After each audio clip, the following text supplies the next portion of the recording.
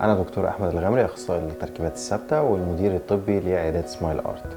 إمتى ما أقدرش أعمل الزراعة؟ لو أنا عندي مشكلة زي ما قلنا في العظم نفسه، حد عنده سكر مش متظبط، ضغط عالي جدا، هشاشة في العظام، عنده انفكشن في العظم نفسه بتاع الفك، مفيش مكان مناسب إن هو يحط فيه زراعة، يبقى ساعتها هلجأ إن أنا أخش لأي حلول أخرى. طيب، التركيبات الثابتة إيه وظيفتها أو إيه الكويس فيها وإيه الوحش؟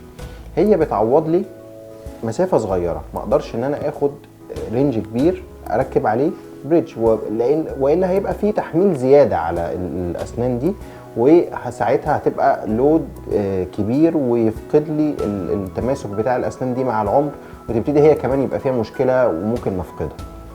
فبضطر ان انا اعوض جزء صغير جدا، يعني مثلا ضرس او ضرسين على الاكثر، ويكون الاسنان حالتهم كويسه اللي قبل وبعد البريدج عشان يستحملوا يشيلوا الضغط ده كله.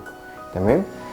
عيبها انها لو ما اتعملتش كويس بتبقى ضرر للسن نفسها. ليه؟ لان انا ببرد الضرس اللي هركب عليه سواء قبل او بعد، وده اوريدي بيضعف لي الضرس شويه، ولو هو مش مقفل كويس مع الضروس دي هيبتدي ممكن يحشر اكل تحت البريدج نفسه او عند المارجنز اللي هي بتاعت الضروس اللي احنا بردناها، تبتدي تحشر اكل تعمل تسوس مثلا تحت الضرس، تبقى مشكله تانية.